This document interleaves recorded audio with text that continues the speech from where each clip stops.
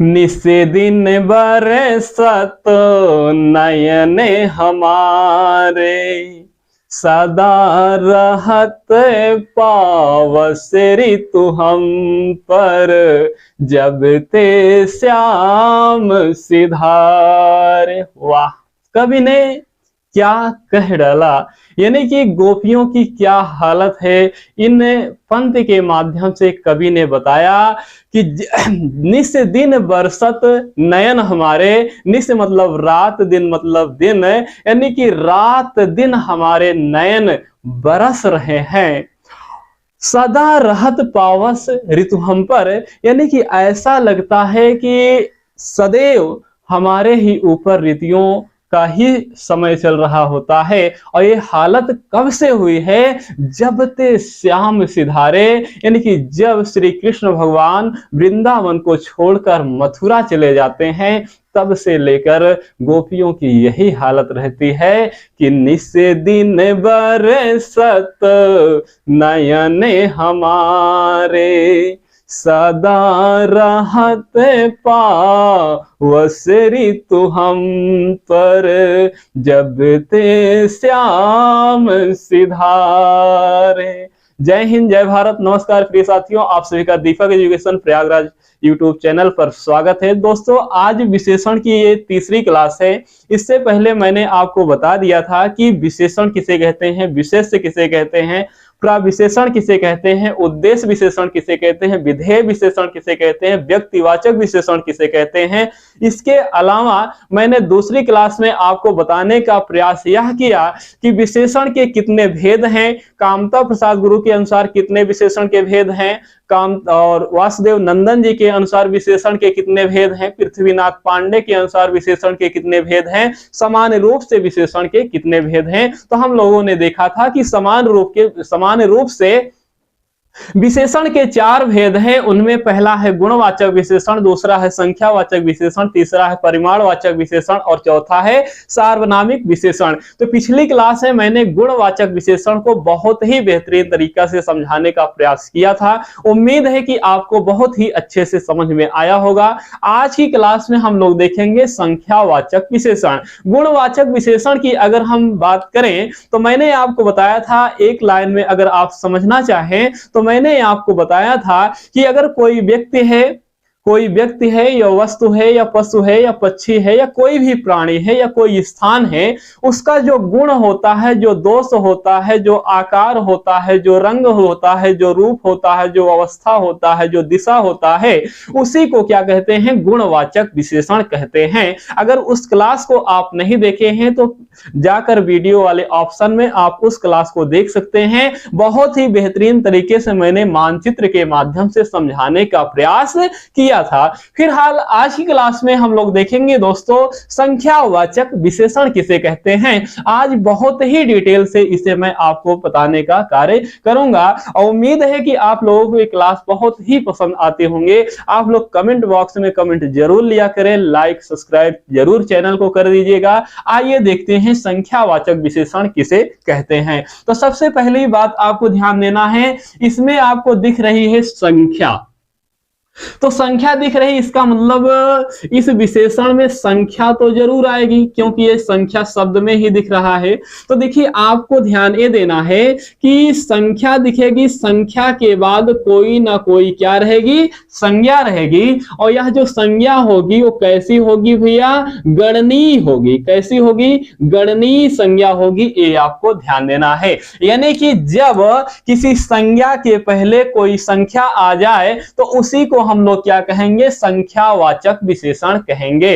जैसे कहा जाए 10 व्यक्ति, तो व्यक्ति क्या है, संज्ञा है, और 10 क्या है, संख्या है। जैसे कहा जाए कई किताब, तो कई क्या हो, किसका बोध करा रहा है, संख्या का बोध करा रहा है, और किताब क्या है, संज्ञा है। तो इस तरह से आप समझ सकते हैं। संज्ञा को मैंने पिछली क्लास में बहुत ही अच्छे से बताया था कि जैसे मैंने आपको कहा था, इस पूरे ब्रह्मांड में पूरे संसार में, पूरे धरा पर, पूरे पृथ्वी पर, पूरी दुनिया में, पूरे संसार में, पूरे विश्व में जिसका भी जन्म हुआ है, वो चाहे व्यक्ति हो या कोई भी प्राणी हो, पशु पक्षी हो या स्थान हो, उन सभी का जो नाम होता है उसी नाम को ही क्या कहते हैं? संज्ञा कहते हैं। जैसे ये पहले एक वस्तु है, इसका नाम रखा गया है मार्कर। जैसे आप एक व्यक्ति हैं और आपका नाम कुछ ना कुछ रखा गया होगा, जैसे एक ये वस्तु है, इसका नाम रख दिया गया, ये क्या है? बोर्ड है। तो इस प्रकार से आपके आसपास या आप जितने चीजों को जानते हैं उसका कुछ ना कुछ नाम होगा, उसी नाम को ही क्या कहते हैं? संज्ञा। जैसे कहा जाए 10 किताब, तो किताब क्या हो गया? ये नाम हो गया, तो किताब क्या हो जाएगी? संज्ञा हो जाएगी, और 10 क्या हो जाएगी? संख्या हो जाएगी। तो इस प्रकार से आपको समझना है भैया कि संख्यावाचक विशेषण में संख्या रहेगी, संख्या के बाद कोई ना कोई संज्ञा रहेगी, और संज्ञा रहेगी, और संज्ञा कैसी रहेगी? गणनीय, यानी कि आप उसे गिन सकते हैं। जैसे व्यक्ति हैं तो व्यक्तियों को आप गिन सकते हैं, जैसे किताब है तो किताब को आप गिन सकते हैं। जैसे कहा जाए 100 हाथी जा रहे हैं तो हाथी को आप गिन सकते हैं। कहा जाए कि 50 गाय जा रही हैं तो 50 गाय को आप गिन सकते हैं। तो जिसको आप गिन सकते हैं उसी संज्ञा को यहां पर रखा जाएगा। इसीलिए यहां मैंने आपको ब्रैकेट में लिख दिया कि ये कैसी होंगी? संज्ञा गणनीय होगी। ये आपको ध्यान देना है, क्योंकि इसके बाद परिमाणवाचक जो विशेषण आता है उसमें भी संख्या रहता है, लेकिन उसमें जो संज्ञा होती है गणनीय नहीं होती है, यानी उस संख्या को आप गिन नहीं पाएंगे। जैसे पानी है तो पानी को क्या आप गिन सकते हैं क्या? नहीं गिन पाएंगे। जैसे घी है तो गिन सकते हैं क्या? नहीं गिन पाएंगे। जैसे आटा है तो क्या आप गिन सकते हैं क्या? गेहूं है तो गिन सकते हैं क्या? चावल है तो गिन सकते हैं क्या? सोना है, चांदी है, शीशा है, पेट्रोल है, तेल, कुछ भी ये सारे जो खाद्य पदार्थ होते हैं, क्या आप इनको गिन सकते हैं क्या? या मान लीजिए कपड़ा है तो कपड़े को क्या आप गिन सकते हैं क्या? तो जिसको आप गिन नहीं सकते हैं वो परिमाणवाचक विशेषण में आ जाएगा, उसमें भी संख्या होता है, उसे हम लोग आगे देखेंगे। फिलहाल यहां पर देखिए, यहां पर संज्ञा के पहले संख्या रहेगी और ये जो संज्ञा होगी उसे गिन लेंगे। जैसे किताब है गिन लेंगे, व्यक्ति है गिन लेंगे, हाथी है गिन लेंगे, घोड़ा है गिन लेंगे, गाय है गिन लेंगे, भैंस है गिन लेंगे। ये सभी चीज आपको ध्यान रखना है। अब आते हैं हम लोग इस पर विशेषण, जो ये संख्यावाचक विशेषण है इस आते हैं परिभाषा पर। अब आप लोग लिखिए इसमें, जिस शब्द से परिभाषा लिख लीजिए, उसके बाद हम लोग देखेंगे इसके बारे में डिटेल से। आप लिख लीजिए, जिन विशेषण शब्दों से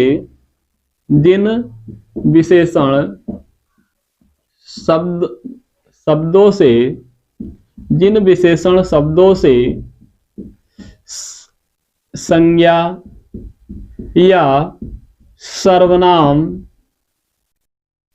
की संख्या का बोध हो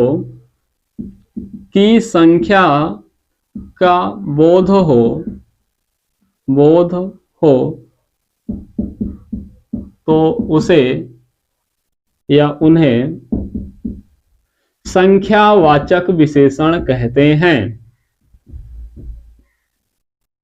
संख्यावाचक विशेषण कहते हैं।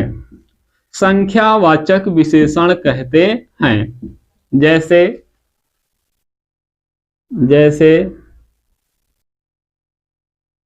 10 व्यक्ति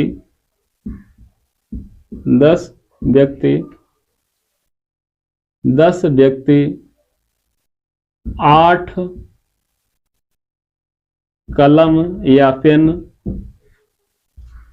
कई किताबें आदि। देखिए, मैंने आपको कहा भैया कि जिन विशेषण शब्दों से संज्ञा या सर्वनाम की संख्या का बोध हो उन्हें क्या कहते हैं? संख्यावाचक विशेषण कहते हैं। जैसे 10 व्यक्ति, तो देखिए 10 व्यक्ति हैं, व्यक्तियों को आप गिन सकते हैं, तो इसलिए क्या होगा? गणनीय होगा। व्यक्ति को आप गिन सकते हैं और यहां पर 10 आ गया तो 10 क्या होगा? संख्यावाचक विशेषण होगा। जैसे 8 कलम, तो 8 कलम अगर आपके पास है, 8 पेन आपके पास है तो आप पेन को गिन सकते हैं कि नहीं, गिन लेंगे। तो इसलिए संख्या कैसी है, ये संज्ञा कैसी है, गणनीय है। और यहाँ पर 8 जो है ये क्या हो जाएगा, संख्यावाचक विशेषण। जैसे यहाँ पर कहा जाए कई किताबें, अब यहाँ पर तो संख्या निश्चित नहीं है कि कितनी किताबें हैं, 2 है कि 4 है कि 10 है कि 1000 है कि लाख है कि करोड़ है, संख्या निश्चित नहीं है। लेकिन किताब को आप गिन सकते हैं या नहीं, आप गिन सकते हैं। इसलिए कैसी संज्ञा है, गणनीय संज्ञा है। तो ऐसी संज्ञा जिसे आप गिन सकते हैं उसी को गणनीय संज्ञा कहते हैं। और गणनीय संज्ञा के पहले अगर कोई भी संख्या आ जाती है तो उसे संख्यावाचक विशेषण कहते हैं। जैसे यहाँ 10 व्यक्ति को आप गिन सकते हैं, यहाँ पर 10 क्या हो गया, संख्यावाचक विशेषण। 8 कलम, तो यहाँ पर देखिए कलम को आप गिन सकते हैं, तो यहाँ पर 8 क्या हो गया, संख्यावाचक विशेषण। यहाँ पर कई किताबें, तो संख्या तो निश्चित नहीं है लेकिन यहाँ पर किताबों को आप गिन सकते हैं, तो इसलिए यहाँ पर क्या हो जाएगा, ये संख्यावाचक विशेषण। जैसे कहा जाए आपसे कि कई हाथी आ रहे हैं, तो कई हाथी को आप गिन सकते हैं, गिन लेंगे, तो वहां पर भी संख्यावाचक विशेषण हो जाएगा। अब यहां पर आप देखिए, अगर ध्यान से मित्रों देखेंगे, प्रिय साथियों अगर देखेंगे आप, तो यहां पर 10 व्यक्ति हैं, 8 कलम हैं, कई किताबें हैं। यहां तो देखिए 10 व्यक्ति, यहां पर संख्या निश्चित है। यहां देखिए 8 कलम, यहां भी संख्या निश्चित है। यहां पर देखिए कई किताबें, यहां पर संख्या निश्चित नहीं है। इसका मतलब यह हुआ मेरे प्यारे साथियों कि जो संख्यावाचक विशेषण होता है ये 2 प्रकार का होता है। एक तो निश्चित संख्यावाचक विशेषण होता है और दूसरा अनिश्चित संख्यावाचक विशेषण होता है। जैसे यहां पर आप देखेंगे 10 व्यक्ति हैं, 8 कलम हैं, तो यहां पर निश्चित संख्या का बोध हो रहा है, तो इसलिए यहां पर निश्चित संख्यावाचक विशेषण हो जाएगा। जबकि यहां पर देखिए कई किताबें हैं, यहां पर संख्या का निश्चित बोध नहीं हो रहा है, इसलिए यहां पर अनिश्चित संख्यावाचक विशेषण हो जाएगा। तो इसका मतलब यह हुआ प्रिय साथियों कि संख्यावाचक विशेषण के भेद कितने होते हैं, 2 होते हैं, ये आपको ध्यान देना है। अब आइए हेडिंग डालिए, आप लोग बीच में हेडिंग डालेंगे संख्यावाचक विशेषण के भेद। ये परिभाषा आप लोग लिख लिए होंगे, नोट कर लीजिएगा। आप पेन और कॉपी लेकर ही बैठा करें, क्योंकि आप अगर आपके लिखने के लिए इस मैं लिखता हूं, नहीं तो ऐसे उदाहरण केवल देते हुए चला चलूं, तो ये आपको ध्यान देना है कि आपको लिखते हुए चलना है। ये बहुत ही मोस्ट इंपॉर्टेंट है। तो आपको याद रहेगा संख्या रहेगा, संख्या के बाद कोई ना कोई संज्ञा रहेगी, और कैसी रहेगी, गणनीय रहेगी। यहां पर मैं लिख दे रहा हूं कि संख्या रहेगी, संख्या के बाद क्या रहेगा, कोई ना कोई संज्ञा रहेगी, और संज्ञा ये कैसी रहेगी भैया, ये संज्ञा गणनीय रहेगी। ये आपको ध्यान देना है। अब आप लोग हेडिंग डालेंगे संख्यावाचक विशेषण के भेद, हेडिंग बनाएंगे संख्यावाचक विशेषण के भेद। तो संख्यावाचक विशेषण के भैया 2 भेद होते हैं, 2 कॉलम बना लीजिएगा। एक निश्चित संख्यावाचक विशेषण, निश्चित संख्यावाचक विशेषण, और दूसरा होता है प्रिय साथियों अनिश्चित संख्यावाचक विशेषण। अनिश्चित संख्यावाचक विशेषण, अनिश्चित संख्यावाचक विशेषण। तो देखिए संख्यावाचक विशेषण के कितने भेद हैं, 2 भेद हैं। पहला कौन सा है, निश्चित संख्यावाचक विशेषण, और दूसरा कौन सा है, अनिश्चित संख्यावाचक विशेषण है। ये आपको ध्यान देना है। अब देखिए निश्चित संख्यावाचक विशेषण किसे कहेंगे, जिस विशेषण में क्या संख्या निश्चित होगी, जिस विशेषण शब्द से निश्चित संख्या का बोध होगा उसे निश्चित संख्यावाचक विशेषण कहेंगे। जिस विशेषण शब्दों से अनिश्चित संख्या का बोध हो उसे अनिश्चित संख्यावाचक विशेषण कहेंगे। तो ये क्लियर हो गया, संख्यावाचक विशेषण के 2 भेद हैं, एक निश्चित संख्यावाचक विशेषण, दूसरा अनिश्चित संख्यावाचक विशेषण। अब आप लोग पहली हेडिंग डालेंगे निश्चित संख्यावाचक विशेषण। अब आप लोग पहली हेडिंग डालेंगे निश्चित संख्यावाचक विशेषण, और इसमें लिखेंगे जिस विशेषण शब्द से, जिस विशेषण शब्द से निश्चित संख्या का बोध हो, निश्चित संख्या का बोध हो, उसे निश्चित संख्यावाचक विशेषण कहते हैं। निश्चित संख्यावाचक विशेषण कहते हैं। उन्हें क्या कहते हैं भैया? निश्चित संख्यावाचक विशेषण कहते हैं। जैसे जैसे जैसे 10 खिलौना, 10 खिलौना, 10 खिलौना, जैसे 10 खिलौना, 5 किताब, 5 किताब। तो यहां पर देखिए किताबों की संख्या निश्चित है, यहां पर खिलौनों की संख्या निश्चित है कि खिलौना कितना है भैया? 10 है। किताब कितनी है? 5 है। तो यहां पर निश्चित का बोध हो रहा है, इसलिए इसे हम लोग क्या कहेंगे? निश्चित संख्यावाचक विशेषण कहेंगे। ये आपको ध्यान देना है। अब देखिए जो ये निश्चित संख्यावाचक विशेषण है इसके भी भेद होते हैं। यही तो आपको समझना है कि जो निश्चित संख्या, देखिए अभी हम लोग अनिश्चित पर नहीं आए हैं, अभी हम लोग किसको पढ़ रहे हैं? निश्चित संख्यावाचक विशेषण को पढ़ रहे हैं। तो संख्यावाचक विशेषण के दो भेद हैं, एक निश्चित संख्यावाचक विशेषण, दूसरा अनिश्चित संख्यावाचक विशेषण। अब निश्चित संख्यावाचक विशेषण अगर आप देखेंगे तो जिस विशेषण शब्द से निश्चित संख्या का बोध हो उसे निश्चित संख्यावाचक विशेषण कहते हैं। जैसे 10 खिलौना, 5 किताब, यहां पर देख रहे हैं संख्या निश्चित है। अब हेडिंग डालिए निश्चित संख्यावाचक विशेषण के भेद।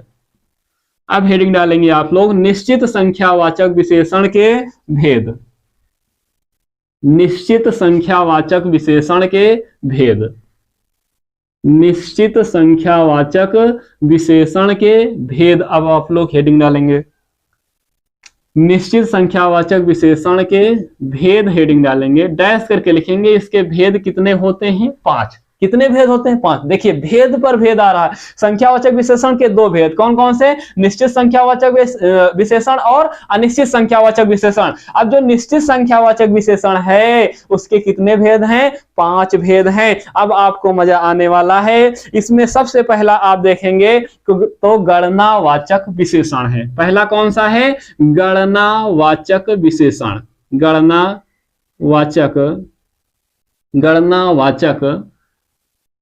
गणनावाचक विशेषण। अब देखिए गणनावाचक विशेषण पहला कौन सा है? गणनावाचक विशेषण है। लेकिन इसमें आपको ध्यान ये देना है इसके भी दो भेद होते हैं। जो ये गणनावाचक विशेषण है इसके भी कितने भेद होते हैं? 2 भेद होते हैं। विशेषण के भेद। तो यहां पर आपको ध्यान देना है इसके भी कितने भेद होते हैं? 2 भेद होते हैं। जो गणनावाचक विशेषण है इसके भी 2 भेद होते हैं। एक पूर्णांक गणनावाचक विशेषण, एक पूर्णांक गणनावाचक विशेषण, और दूसरा आप देखेंगे अपूर्णांक गणनावाचक विशेषण। कौन सा भैया? अपूर्णांक गणनावाचक विशेषण। अब कुछ लोग यहां पर कंफ्यूज हो रहे होंगे। कंफ्यूज मत होइए भैया, मैंने आपको बताया कि देखिए संख्यावाचक विशेषण के 2 भेद हैं, एक निश्चित संख्यावाचक विशेषण, दूसरा अनिश्चित संख्यावाचक विशेषण। अब जो निश्चित संख्यावाचक विशेषण है इसके 5 भेद हैं। पहला कौन सा है? गणनावाचक विशेषण। जो ये गणनावाचक विशेषण है इसके 2 भेद हैं, एक पूर्णांक गणनावाचक विशेषण, दूसरा अपूर्णांक गणनावाचक विशेषण। जैसे कहा जाए आपसे कि इसमें देखिए कैसे उदाहरण आएंगे। जैसे मान लीजिए 1 है, 2 है, 3 है, 5 है, 10 है, लाख है, 1 लाख, 2 लाख, जितना भी हो, लाख है, करोड़ है, ये सभी क्या है? पूर्णांक। देखिए अपने आप में पूर्ण है कि नहीं? 1 अपने आप में पूर्ण है, 2 अपने आप में पूर्ण है, 3 अपने आप में पूर्ण है, 5 अपने आप में पूर्ण है, 10 अपने आप में पूर्ण है, 1000 अपने आप में पूर्ण है, लाख अपने आप में पूर्ण है, करोड़ अपने आप में पूर्ण है। तो इसीलिए इसे कहा जाता है पूर्णांक गणनावाचक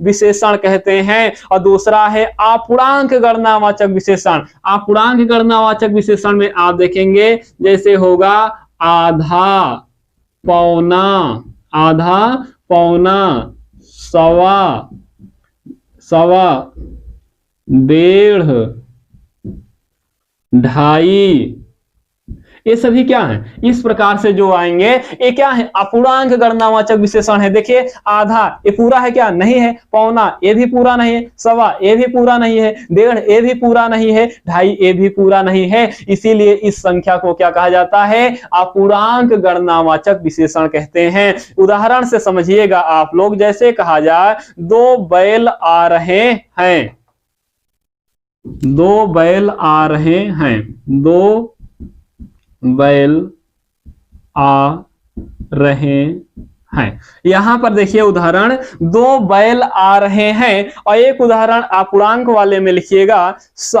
आधा सवा रुपए चाहिए, सवा रुपए चाहिए, सवा रुपए चाहिए। यहां पर देखिए आपको यही समझना है। देखिए ऐसे ही आपके एग्जाम में आएगा, तो यहां पर देखिए 2 बैल आ रहे हैं, सवा रुपए चाहिए। यहां पर देखिए सवा है रुपए, रुपए की विशेषता क्या है, सवा, सवा संख्या का बोध करा रहा है, तो सवा रुपए चाहिए, सवा रुपए चाहिए। तो यहां पर आप देख रहे हैं सवा क्या, ये पैसा, ये संख्या का बोध करा रहा है, और रुपए संज्ञा है, ये आपको ध्यान देना है। यहां पर देखिए बैल और 2, तो बैल यहां पर संज्ञा है, और बैल को गिन सकते हैं कि नहीं, ये कितने बैल हैं, 2 बैल हैं। तो यहां पर क्या हो जाएगा, पूर्णांक गणनावाचक विशेषण। यहां सवा ये भी संख्या है और निश्चित है, इसलिए यहां पर क्या हो जाएगा, ये सवा देखिए अपने आप में पूरा है क्या, नहीं पूरा है, तो इसे क्या कहेंगे, अपूर्णांक गणनावाचक विशेषण कहेंगे। तो क्लियर हुआ भैया। देखिए फिर से शुरुआत से बता दे रहे हैं कि संख्यावाचक विशेषण के 2 भेद हैं, एक निश्चित संख्यावाचक विशेषण, दूसरा अनिश्चित संख्यावाचक विशेषण। अनिश्चित संख्यावाचक विशेषण पर अभी हम नहीं गए हैं। निश्चित संख्यावाचक विशेषण में अगर आप देखेंगे तो एक कितने भेद हैं, 5 भेद हैं। पहला है गणनावाचक विशेषण, और गणनावाचक विशेषण के 2 भेद होते हैं। पहला है पूर्णांक गणनावाचक विशेषण, और दूसरा है अपूर्णांक गणनावाचक विशेषण। पूर्णांक गणनावाचक विशेषण में 1 2 3 4 5 6 7 8 ऐसे आप जितनी संख्या जानते हैं, गिनती जानते हैं, वो सभी के सभी पूर्णांक गणनावाचक विशेषण में आ जाएगा। और आधा, पौना, सवा, डेढ़, ढाई, इस प्रकार से 3.5 4.5 इस प्रकार से कोई अगर संख्या आ जाती है तो उसे कहेंगे अपूर्णांक गणनावाचक विशेषण। अब उदाहरण आपको जो दिए गए हैं, ऐसे ही आपके एग्जाम में प्रश्न आएगा, आपको पहचानना रहेगा ये पूर्णांक गणनावाचक विशेषण है कि अपूर्णांक। पहचान जाएंगे कि नहीं, पहले आप लोग कमेंट बॉक्स में लिखिए। यहां पर देखना ये है भैया कि इसमें आप संख्या निश्चित होगी, पूर्ण होगी, और संख्या तो निश्चित दोनों में है, सवा भी निश्चित है और 2 भी निश्चित है, लेकिन 2 अपने आप में पूर्ण है, जबकि सवा अपने आप में पूर्ण नहीं है, इसलिए इसे कहा दिया गया अपूर्ण गणनावाचक विशेषण। तो ये पहला भेद हो गया, कौन सा, गणनावाचक विशेषण। ये पहला जो निश्चित संख्यावाचक विशेषण था, इसमें का ये पहला भेद कौन सा हो गया, गणनावाचक विशेषण। अब इसके बाद हम लोग दूसरा देखते हैं। देखिए बहुत ही अच्छे से आपको समझ में आ जाएगा, बस आपको धैर्य बनाकर ध्यान से सुनना है। बस ध्यान से केवल अगर आप सुनेंगे तो निश्चित रूप से आपको आ जाएगा। अब दूसरा देखेंगे क्रमवाचक विशेषण। कौन सा भैया, क्रमवाचक विशेषण। क्रमवाचक विशेषण, तो क्रमवाचक विशेषण में आप देखेंगे ये बहुत ही सरल है, बहुत ही सरल है। क्रमवाचक में आप देखेंगे जैसे आएगा पहला, दूसरा, तीसरा, चौथा, ऐसे ऐसे आप देखेंगे 10वां, 9वां, 8वां, 12वां, 13वां, 14वां, इस प्रकार से जितने भी आएंगे, एक क्रम का बोध हो रहा है कि नहीं। जैसे आप मान लीजिए कहीं भी जैसे कॉलेज विद्यालय में आप टेस्ट दिए होंगे, तो किसी की पहली रैंक आई होगी, किसी का दूसरा रैंक आया होगा, किसी का तीसरा रैंक आया होगा। देखिए इसे संस्कृत में प्रथम, द्वितीय, तृतीय भी कह सकते हैं, तो ये आपको याद रखना है। इसे क्या कह सकते हैं, प्रथम कह सकते हैं, इसे क्या कह सकते हैं, द्वितीय कह सकते हैं, इसे क्या कह सकते हैं, तृतीय कह सकते हैं। तो इस प्रकार से संस्कृत वाले शब्द भी किसमें आएंगे, क्रमवाचक विशेषण। इसमें देखिए क्रम का ध्यान दिया जा रहा है, ये आपको ध्यान देना है। जैसे कहा जाए कि दूसरा लड़का कहां गया, एग्जाम्पल देखिए, जैसे कहा जाए दूसरा लड़का कहां गया, दूसरा लड़का कहाँ गया। तो यहां पर देखिए दूसरा लड़का कहाँ गया, ये एग्जाम्पल है। यहां पर देखिए एक शब्द आ गया दूसरा, लड़के की क्या है विशेषता, यहां पर संख्या का बोध करा रहा है दूसरा लड़का। तो यहां पर देखिए दूसरा आ गया। अब आपसे पूछेगा कि ये कौन सा विशेषण है, गणनावाचक विशेषण है कि क्रमवाचक विशेषण है कि आवृत्तिवाचक विशेषण है कि समुदायवाचक विशेषण है। इस प्रकार की प्रत्येक बोधक विशेषण है। इस प्रकार से आपसे ऑप्शन पूछ सकता है, तो आपको आंसर क्या लगाना है, दूसरा में कौन सा विशेषण है, क्रमवाचक विशेषण है। ये आपको ध्यान देना है। क्लियर है। अब तीसरे नंबर पे हम लोग आते हैं और तीसरा है आवृत्तिवाचक विशेषण। कौन सा है भैया, आवृत्तिवाचक विशेषण। तीसरे की बात की जाए तो कौन सा है, आवृत्तिवाचक विशेषण। आवृत्तिवाचक विशेषण, आवृत्तिवाचक विशेषण में अगर आप देखेंगे तो इसमें गुना वाला आएगा। इसमें कौन सा आएगा, गुना वाला आएगा। जैसे दूना हो गया, तिगुना हो गया, चौगुना हो गया, इस प्रकार से आएगा। तो देखिए इसमें कौन सा आएगा, जैसे दूना या दो गुना, दो गुना या दोहरा भी आ सकता है, तिगुना, तिगुना, तिगुना, चौगुना, ऐसे आप देखेंगे आएगा। तिगुना, चौगुना, दोबारा भी आ सकता है दूना का। तो देखिए 2 गुना, तिगुना, चौगुना, 10 गुना, 8 गुना, 50 गुना, 100 गुना। अगर किसी भी शब्द में गुना लगा रहे, किसी भी संख्या में गुना लगा रहे, तो कौन सा विशेषण हो जाएगा, आवृत्तिवाचक विशेषण हो जाएगा। ये आपको ध्यान देना है। एग्जाम्पल में जैसे कहा जाए, राकेश तुमसे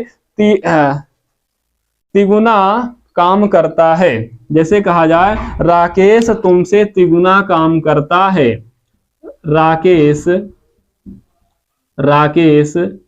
तुमसे तिगुना कार्य करता है। यहां पर देखिए एग्जाम्पल में कहा जा रहा है कि जो राकेश है ना, वो तुमसे तिगुना कार्य करता है, मतलब कि आप से 3 गुना वह कार्य करता है। तो तिगुना में कौन सा विशेषण हो जाएगा, आवृत्तिवाचक विशेषण हो जाएगा। ये आपको ध्यान देना है। तो क्लियर हो गया। देखिए मैं बता रहा था संख्यावाचक विशेषण के भेद। तो संख्यावाचक विशेषण के 2 भेद होते हैं, निश्चित संख्यावाचक, दूसरा अनिश्चित। निश्चित संख्यावाचक विशेषण में आप देखेंगे पहला है गणनावाचक विशेषण। देखिए निश्चित संख्यावाचक विशेषण के 5 भेद हैं। इसमें पहला हम लोग देखिए गणनावाचक विशेषण, इसके भी 2 भेद थे, एक पूर्णांक एक अपूर्णांक। पूर्णांक में जैसे 1 2 3 5 10 जितनी भी आप संख्या जानते हैं सब पूर्णांक में आ जाएगा। आधा, पौना, सवा, डेढ़, ढाई, 3.5, 4.5, ये सब किसमें आ जाएंगे, अपूर्णांक वाले में आ जाएंगे। फिर क्रमवाचक में पहला, दूसरा, तीसरा कहा जाए, या संस्कृत में प्रथम, द्वितीय, तृतीय कहा जाए, ये सभी आ जाएंगे। आवृत्ति वाले में गुना लगा रहेगा शब्द, ये आपको ध्यान देना है। जैसे 2 गुना, 3 गुना, चौगुना, इस प्रकार से आएगा, ये आपको ध्यान देना है। यहाँ पर उदाहरण भी मैंने आपको दे दिया, जैसे राकेश तुमसे तिगुना कार्य करता है। तो यहाँ पर पूछेगा तिगुना में कौन सा विशेषण है, तो तिगुना में कौन सा विशेषण है, आवृत्तिवाचक संख्यावाचक विशेषण है। ये आपको ध्यान देना है। अब चौथे नंबर पे अगर बात की जाए तो समूह या समुदायवाचक विशेषण होता है। कौन सा होता है भैया, समूह या समुदायवाचक विशेषण होता है। समूह या समुदायवाचक विशेषण होता है। कौन सा होता है, समूह या समुदायवाचक विशेषण होता है। समूह या समुदायवाचक विशेषण होता है, ये आपको ध्यान देना है। इसमें समूह का बोध होगा। जैसे कहा जाए दोनों, जैसे कहा जाए तीनों, जैसे कहा जाए चारों, जैसे कहा जाए पांचों, जैसे कहा जाए 10, जैसे कहा जाए लाखों, जैसे कहा जाए करोड़ों, जैसे कहा जाए अरबों, जैसे कहा जाए खरबों। तो इस प्रकार से कोई भी संख्या हो और पूरे समूह का बोध जब होता है तो उसी को क्या कहते हैं, उसी को कहते हैं भैया समूह या समुदायवाचक विशेषण कहते हैं। उसी को क्या कहते हैं, समूह या समुदायवाचक विशेषण कहते हैं। ये आपको ध्यान देना है। जैसे कहा जाए चारों ने भोजन कर लिया, जैसे कहा जाए चारों ने भोजन कर लिया, एक एग्जांपल है। जैसे चारों ने भोजन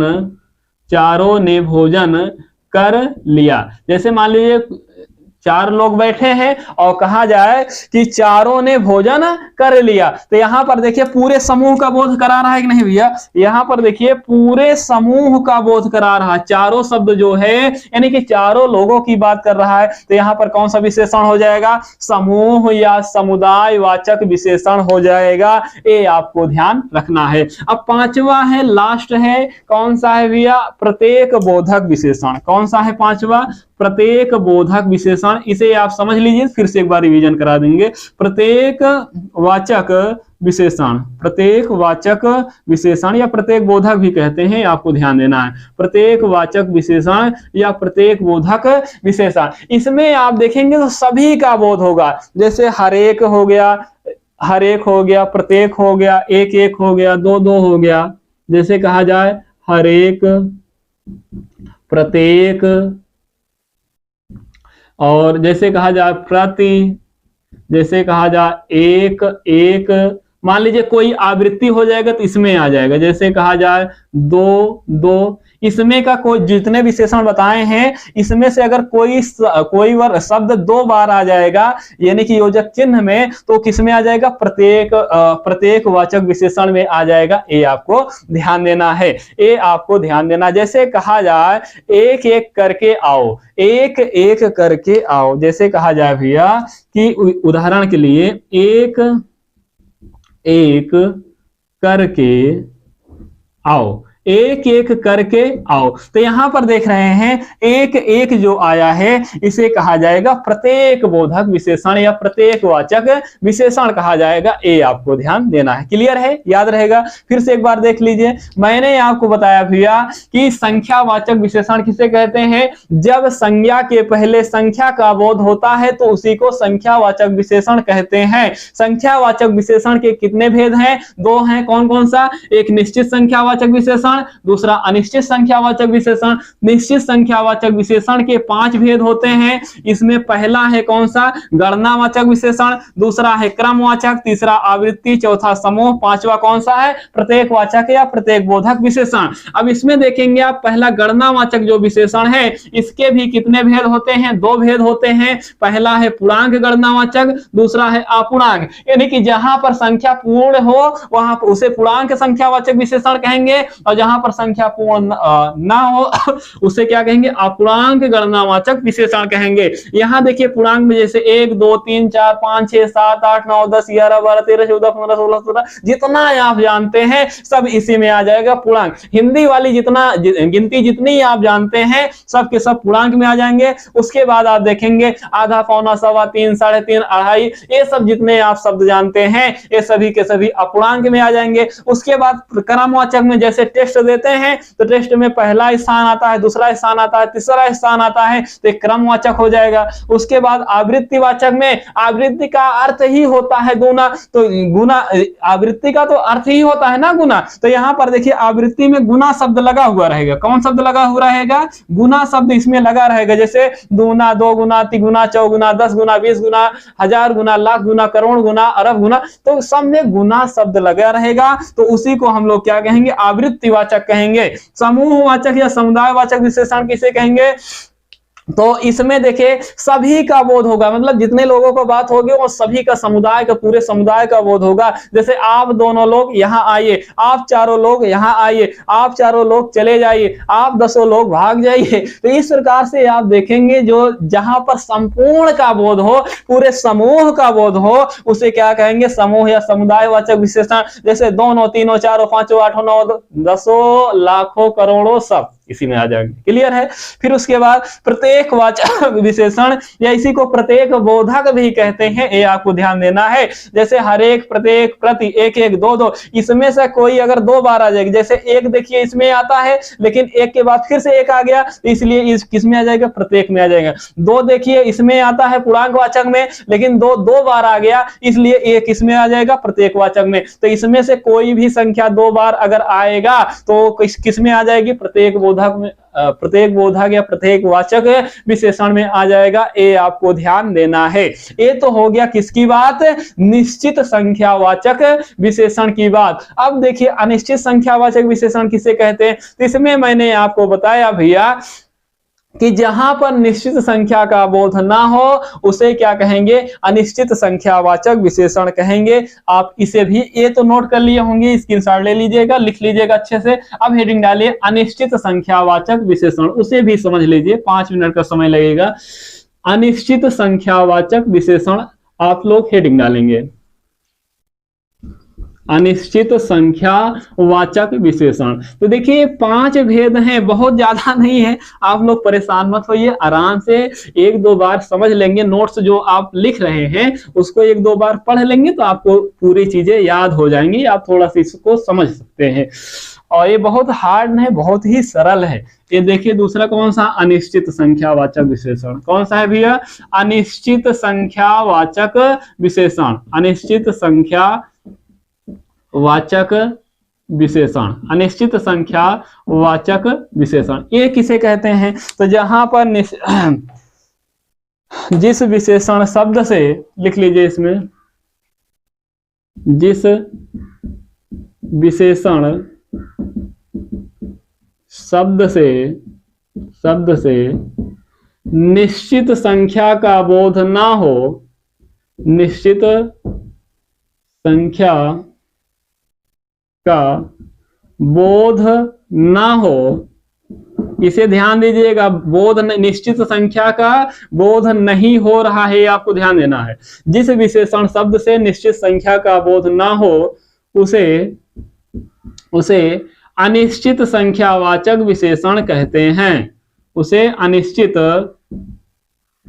संख्यावाचक विशेषण कहते हैं, अनिश्चित संख्यावाचक विशेषण कहते हैं। ये आपको ध्यान देना है, अनिश्चित संख्यावाचक विशेषण कहते हैं। जैसे अनेक, कितने, कई, सभी, बहुत, ढेर सारे।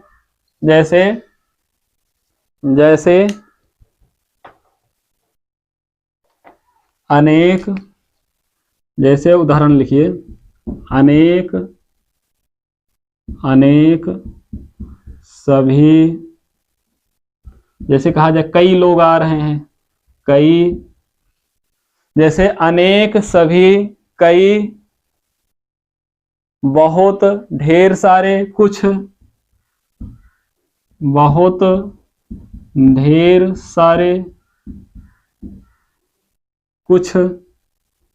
इनसे देखिए संख्या का तो बोध हो रहा है, लेकिन निश्चित संख्या का बोध नहीं हो। अनेक, अब पता नहीं कितने, जैसे अनेक व्यक्ति आ रहे हैं, अब पता नहीं कितने व्यक्ति हैं, उसमें कोई संख्या निश्चित नहीं हो रही है, इसलिए इसे अनिश्चित संख्यावाचक विशेषण कहेंगे। जैसे कुछ बच्चे खेल रहे हैं, एग्जाम्पल एक देखिए तब समझ में आएगा। जैसे कुछ बच्चे खेल रहे हैं, कुछ बच्चे खेल रहे हैं, कुछ बच्चे खेल रहे हैं। तो यहां पर देखिए बच्चों को तो आप गिन सकते हैं, बच्चों को तो आप गिन सकते हैं, लेकिन यहां पर आप देख रहे हैं बच्चों को तो आप गिन सकते हैं, लेकिन कुछ बच्चे खेल रहे हैं, यहां पर निश्चित संख्या का बोध नहीं हो रहा है। अब पता नहीं कितने बच्चे हैं, 4 हैं कि 10 हैं कि 20 हैं कि लाख हैं, करोड़ हैं, निश्चित है ही नहीं। तो ये आपको ध्यान देना है, जहां पर संख्या निश्चित होगी वहां पर निश्चित संख्यावाचक विशेषण होगा, जहां पर संख्या निश्चित नहीं होगी उन्हें अनिश्चित संख्यावाचक विशेषण होगा। जैसे अनेक शब्द आ सकता है, सभी शब्द आ सकता है, कई शब्द आ सकता है, बहुत शब्द आ सकता है, ढेर सारे शब्द आ सकता है, कुछ शब्द आ सकता है। तो इस प्रकार से इनमें से कोई भी आ सकता है, ये आपको ध्यान देना है। तो ये हो गया कौन सा भैया, संख्यावाचक विशेषण। तो देखिए आपकी क्लास ये ऐसे निरंतर चलती रहेगी। अगर आपको ये क्लासें पसंद आ रही हैं तो चैनल को सब्सक्राइब कर दीजिएगा और आपका जो प्रिय साथी हो उसके पास शेयर जरूर कर दीजिएगा। देखिए अगर आपको सिलेक्शन लेना है, सिलेक्शन लेना है तो निश्चित रूप से आपको किसी न किसी से पढ़ना ही पड़ेगा।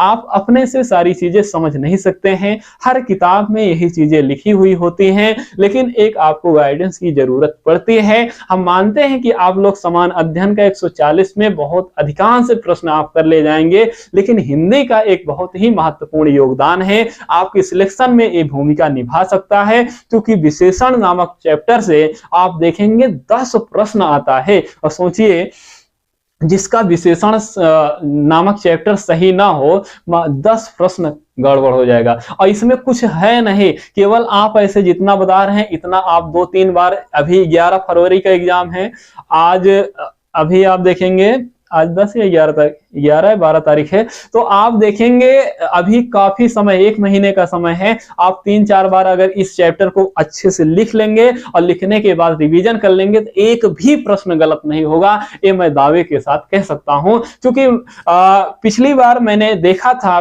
परीक्षा, और प्रीवियस ईयर आप क्वेश्चन पेपर देखेंगे खुद समझ जाएंगे, एक भी प्रश्न बाहर इससे नहीं जाएगा। आपके पास जो भी प्रीवियस ईयर क्वेश्चन हो उसे सॉल्व करिए। अभी तक मैंने आपको 2 विशेषण के भेद बताए हैं, एक गुणवाचक विशेषण, दूसरा संख्यावाचक विशेषण। एक भी प्रश्न नहीं फंसेगा, ये मैं दावे के साथ कह सकता हूं। तो आपको निरंतर ऐसे ही बने रहना है और अपने प्रिय साथियों को ये वीडियो भेजते रहिएगा। और आपको अगर सिलेक्शन लेना है तो निश्चित रूप से आपको जिंदा रहना होगा, क्योंकि जिंदा आप नहीं रहेंगे तो आप पढ़ेंगे नहीं, और आप पढ़ेंगे नहीं तो आपका सिलेक्शन होगा नहीं। क्योंकि ये कड़वा सत्य है कि जब तक आप पढ़ेंगे नहीं तब तक आपका सिलेक्शन कोई भी नहीं करवा सकता। हम लोग तो केवल आपका एक सहयोगी मात्र हैं, सब कुछ करना आपको ही, सिलेक्शन केवल आप ले सकते हैं और कोई आपको दिला नहीं सकता है। कोई भी व्यक्ति आपको सिलेक्शन दिला नहीं सकता, सिलेक्शन आप स्वयं ले सकते हैं। हम लोग तो केवल आपके सहयोगी तौर पर हैं, बस थोड़ा से जो जितना हो सकता है हम लोगों से उतना मैं केवल आपसे आपको सहयोग देने का प्रयास करता हूं। बाकी सिलेक्शन आप अपने हाथों से ले पाएंगे, लेकिन हाँ तभी जब आपका सभी पोर्शन कंप्लीट रहेगा।